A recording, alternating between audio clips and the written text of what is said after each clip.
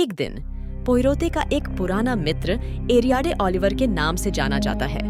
वह एक लेखिका हैं जिनकी पिछली कुछ पुस्तकों को बहुत सफलता नहीं मिली है। एरिड ने पोयरोटे को पूर्व ओपेरा गायक रोएना ड्रेक से संबंधित पाजो में एक हैलोवीन पार्टी में भाग लेने के लिए आमंत्रित करता है। पोयरो और विटाली नदी के किनारे से होकर गुजरते हैं। जब वे पलाजो आते हैं, बच्चों का एक समूह है। एक कहानी के बारे में बताया जा रहा है कि पाजो एक अनाथालय था, लेकिन डॉक्टरों और नर्सों ने प्लेग के दौरान बच्चों को मरने के लिए छोड़ दिया, जिससे यह विश्वास हो गया कि बच्चों की आत्मा पलाजो को परेशान करती है, क्योंकि वह अन्य बच्चों के साथ नहीं आता है और पो पुस्तक पढ़ना पसंद करता है। मी डोर्नान से मिलने जाता है। पोयरोते और एरियाडेने ने कहा कि पिछले साल रोएना ने अपनी बेटी एलिसिया रोवन रॉबिन्सन को खो दिया था, जिसे बालकनी से गिरने के बाद आत्महत्या माना जाता है। इस कारण रोएना को पाजो बेचने में परेशानी हुई है। ओल्गा और डॉ फेरियर भी नुकसान की भावना महसूस करते हैं, क्योंकि वे एलिसिया को जानते थे और उनकी देखभाल भी करते थे। ताल में इकट्ठे हुए सब लोगों के साथ ताल की शुरुआत होती है और बीच में बैठे जॉयस। ओल्गा पोयरोते को बताती है कि उसकी मौत से पहले एलिसिया ने मृत बच्चों के भ्रम देखना शुरू कर दिया था। जॉयस एलिसिया की आत्मा को चैनल कर रहा है, चारों ओर स्पिन करना शुरू कर देता है और भयानक शोर और गति बनाने के लिए रोएना से बात करने से पहले कि क्या लगता है अलिसिया की आवाज की तरह, जो कुछ मेहमानों को डराती है। एरिडेन के विरोध के बावजूद पोयरोते ने जाने की कोशिश की। फिर वह जॉयस से बात करता है, जो कहता है कि अगर वह एक धोखाधड़ी थी तो उसके लिए यह आसान और कम दर्दनाक होगा, लेकिन वह जानती है कि पोयरोत ने उसे समझने के लिए पर्याप्त मृत्यु देखी है। वह अपने कपड़े के साथ उस पर अपना मास्क लगाती है और उसे प्रकाश देने के लिए प्रोत्साहित करती है। पोयरोट तब उस बर्तन के पास जाता है जहां बच्चे सेब के लिए बो रहे थे, केवल एक अदृश्य व्यक्ति के लिए कि उसका सिर पानी में धकेलने के लिए उसे डुबो देने के प्रयास में। लेकिन पोयरोत से पहले अपराधी बेहोश हो जाता है। वह प्राणिक द्वारा पाया जाता है और फिर वे एक चीख सुनते हैं। बाहर जॉयस का शरीर गिरता है और मूर्ति के हाथ पर सूली पर चढ़ाया जाता है। एक तूफान बाहर से शुरू होता है। नहरों में बाढ़ आती है और यह सुनिश्चित करती है कि कोई भी पाजो को नहीं छोड़ सकता है। मेहमानों को डर लगने लगता है और वे पागल हो जाते हैं। पोयरोत हर किसी को अंदर बंद कर देता है और संदेह करने लगता है कि उनमें से एक उसकी हत्या कर दी। पोयरो अपने साथ एरियन को संदिग्धों का साक्षात्कार करने के लिए लाता है। वे बाबा नामक एक ढंसा हुआ खरगोश पाते हैं जो पहले लापता था। पोयरोते और एरियाडे की शुरुआत ओल्गा से होती है कि वह एलिकिया से प्यार करता था, इसीलिए वह रोएना से प्यार करता था। पोयरोते खुद को बाथरूम में जाने का बहाना करते हैं, जहां उनका मानना है कि वह अपने पीछे के दर्पण में एलिसिया के भूत को देखते हैं।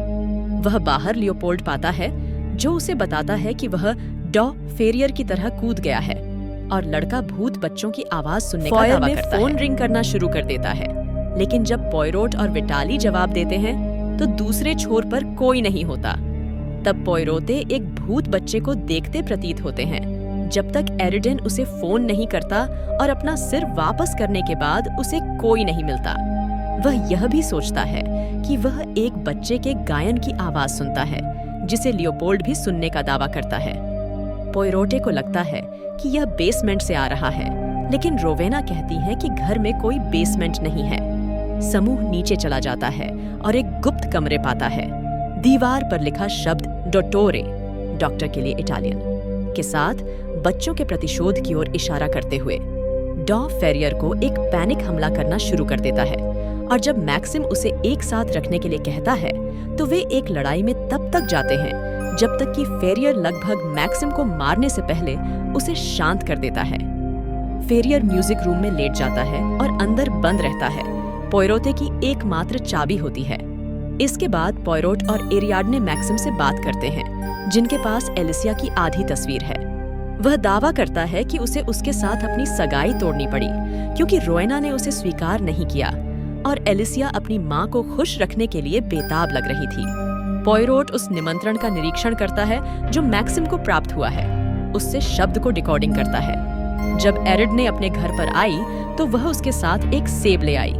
पोयरोत उसे और विटाली से यह कहते हुए भिड़ता है कि उसने जान लिया है कि वे जॉयस के साथ मिलकर उसे पलाजो में लाने की साजिश रच रहे हैं। विटली वह अधिकारी था जिसने एलिसिया को नहर से बाहर निकाला और उसकी मौत की जांच की, इसलिए वह पाजो के आईएनएस और आउट्स को जानते थे, जबकि अरियाडे को अपनी नई कहानी के आधार के रूप में इसे हल करने में सेंस और पोयरोटे की अक्षमता का उपयोग करने की उम्मीद थी। एरिडने ने उन्हें स्वीकार किया कि उन्हें एक अच्छी नई कहानी की आवश्यकता थी और पोयरोते को चाबी लेकर जल्दी करने के लिए कहती है। समूह को उसके पीठ में चाकू के साथ फेरियर मृत पाया गया। लियोपोल्ड दृश्य में तबाह हो जाता है। समूह को तितर बितर करने के बाद ओल्गा पोयरोते से बात करता है और कहता है कि उनकी मृत्यु से पहले राइना हमेशा एलिसिया की ओर से थी, लेकिन इससे पहले ओल्गा ने अपने कमरे से आ रही आवाज सुनी। पोयरोट तब एलिसिया की तस्वीरों को देखता है और उसे एक छोटी लड़की के रूप में देखता है, वही छोटी लड़की जिसे उसने पहले घर में देखा था। उन्होंने एक तस्वीर में एक विशिष्ट प्रकार के फूल भी देखे हैं। भ्रम की एक अन्य संक्षिप्त स्थिति में पोयरोता घर के पालतू तोते के एक टीले पर दस्तक देने के रूप में चारों ओर मुड़ जाता है। पोयरोट इसे साफ करने के लिए जाता है और फिर मैक्सिम की तस्वीर के दूसरे आधे हिस्से को पाता है, जो खुद और अलिशिया का है। फिर पोयरोत अतिथियों को एक साथ इकट्ठा करता है क्योंकि उसने रहस्य को सुलझा लिया है। हत्यारा खुद रोएना के अलावा कोई और नहीं है।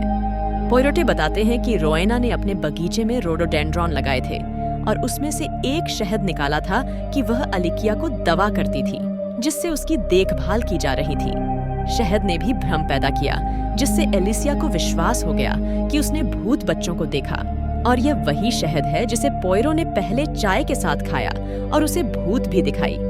जब एलिसिया को एक मनोवैज्ञानिक ब्रेक हो रहा था, ओल्गा ने अधिक शहद दिया क्योंकि उनका मानना था कि यह उसे शांत कर रहा था, लेकिन उसने गलती से उसे एक घातक ओवरडोज दिया। रोएना ने अलिशिया के शरीर को नहर में फेंक दिया और इसे एक आत्महत्या के रूप में प्रस्तुत किया। रोएना इसके लिए दौड़ना शुरू कर देती है।